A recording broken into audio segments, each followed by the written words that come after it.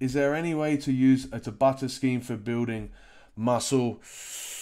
Not really, right? So Tabata is always overused. I've done a few rants on previous Q&As about Tabata. It's just, it's not, I don't like it as a system for condition. I don't really like it for a lot of things, because I think when you're going for 20 seconds and then so Tabata, for those that don't know, is 4 minutes of 20 seconds work, 10 seconds rest, and you go and you go and you go. It was designed by some, I was going to say some Japanese guy. It was designed by, I think his name was Mr. Tabata, right? He designed it as a way to burn the most amount of fat in the shortest time possible. And it got a lot of clout and it's got a lot of recognition because it's finished within 4 minutes. But there's nothing overly special about 20 seconds on, 10 seconds off. In fact, I would prefer rugby players go like 10 seconds on, 20 seconds off, because that's going to be a lot more like a rugby game. You're not normally going and working at your hardest for 20 seconds and then taking 10 seconds of rest.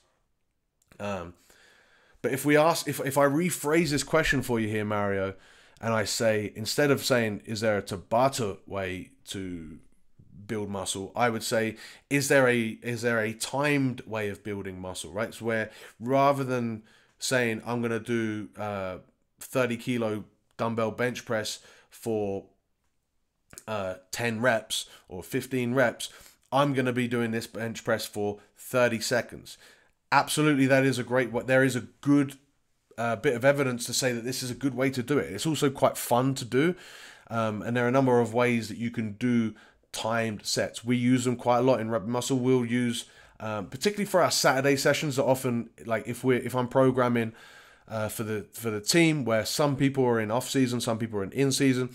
Instead of playing a game on the Saturday when you're in off season, we'll do a high intensity session, and a lot of times that will be 30-30, where it's 30 seconds of an exercise, then you get 30 seconds rest to move on to the next exercise, and then you continually move through a circuit of, say, 5 to 10 exercises, and that way you're getting a good bit of like aerobic, which potentially can end up being anaerobic stimulus, and you're also getting a ton of volume in, that was obviously going to help build muscle, but you're also getting volume in a way that could potentially help the aerobic properties of the muscle, which is potentially going to make you a more efficient rugby player whilst getting in the volume to build that muscle. So yes, there is a way to do that, but I wouldn't do it Tabata wise.